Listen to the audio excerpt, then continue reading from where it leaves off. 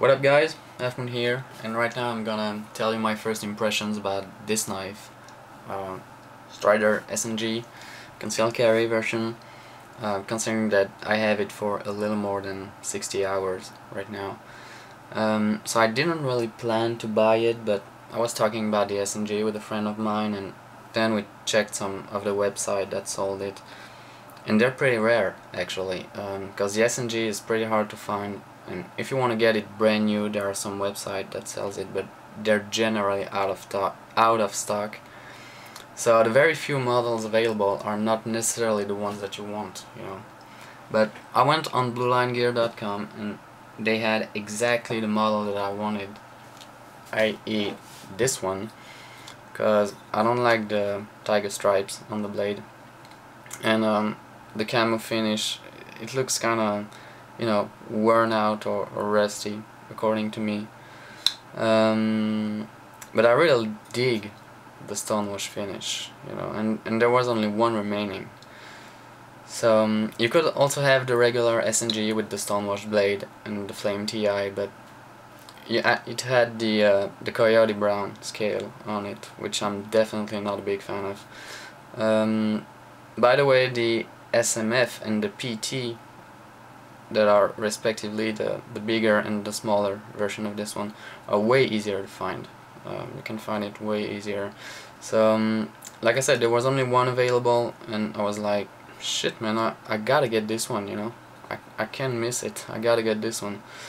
So that's why I bought it. So from my researches on the forums, I've heard that there was a lot of person dissatisfied with the Strider quality control, and I can't really complain with this one, even though it's not perfect.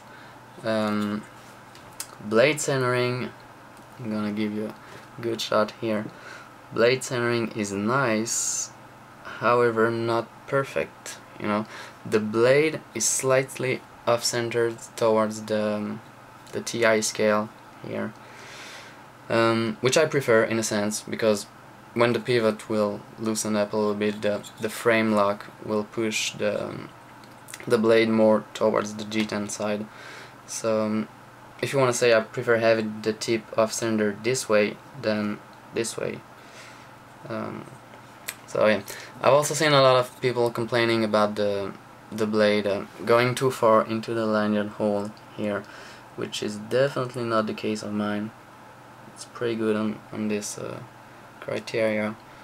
Another thing, I had this screw here that I had to tighten up because it was pretty loose out of box, so not a big deal. The lockup is amazingly tight. I've never seen a lockup that tight. You haven't the slightest blade play. It's pretty phenomenal. The frame lock is really stiff. I mean, so stiff that the first day I got it, I couldn't even disengage it with one hand. Right now I can actually, but it's pretty hard. I mean, I can close it one-handed 1 out of 3 or 4 times, I believe, but all the new Striders are like that, you know. You have this breaking period before the corner of the TI molds itself to the tang of the blade here. It might be considering as annoying for some of you, but I actually really like it. I mean, that's somehow part of its charm, I believe, if you want to say. And I've put some graphite from my pencil here on the tang for the lock to be less grippy, you know, but it's still hard to depress the lock, and the pain that I have in both extremities of my thumb are a good testimony of that. I know that some people also complain about the poor close retention because of the ball detent. So close retention on mine is very good. The pivot is pretty tight, certainly tighter than what most of you like. For me it's fine. I like my knives to be pretty tight, so I'm happy with it, hopefully, because I don't have the tool for this ball pivot. I think Strider should give it with the knife, you know, just like Chris Reeve does with his Sabenza, give you the tool. I think Strider should do the same. Just something that I want to complain about is this strider here. Oh, it's pretty hard to pick. I don't think it's stamped on the blade. It's gotta be done by laser engraving, I believe. And actually they double engrave it, so I'm gonna try to show you.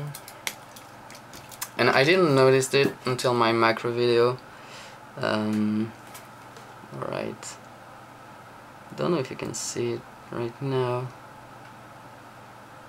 Not really. Check the macro view that I did if you want to know what I'm talking about.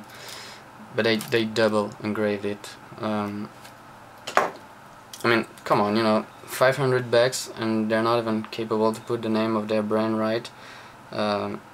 That's quite ridiculous, I believe. So you see right now I can close it with one hand. It's way too hard. I gotta use my other thumb.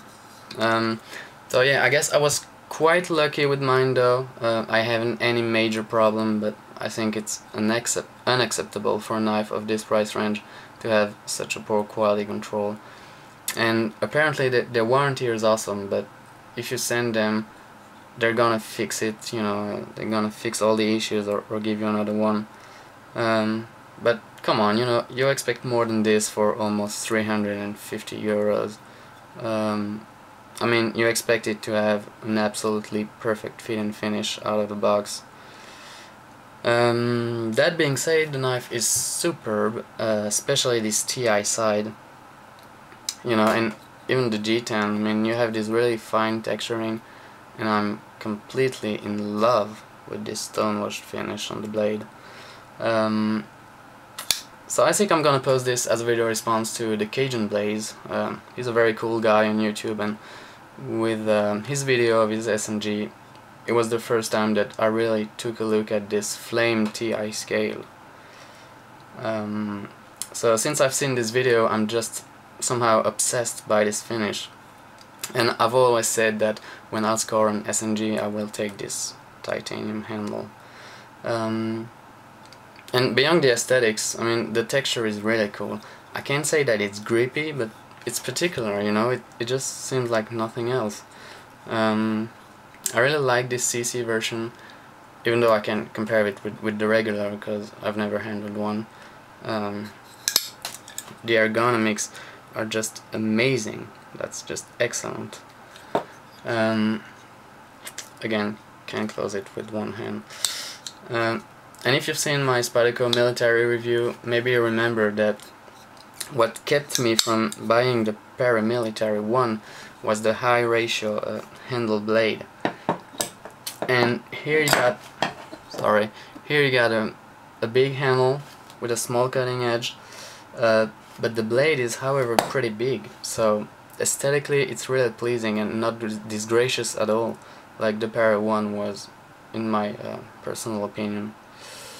So it's actually a pretty mysterious knife right now that has some kind of specific feel, almost some kind of aura, you know, call me crazy if you want, but there's something with this knife that any of the other knives I've handled had, and I can't really figure it out for now, so I might develop this aspect and try to explain what I mean in a future video. So I plan to make 2 vids about this knife. My full review in several weeks, you know, maybe 1 month or a little more. And I'm gonna make a video response to Solo's knife reviews. Check his channel out if you don't know him, he has great vids also. And I'm gonna try to answer the question, is the SNG worth the money? That's a big question. But not right now, obviously, because I really want to take the time to use it in different conditions and really experiment it. So that's it for this vid, guys. Stay tuned for the next to come soon, and feel free to subscribe my channel if you want to follow my vids. Thank you for watching, guys. Bye.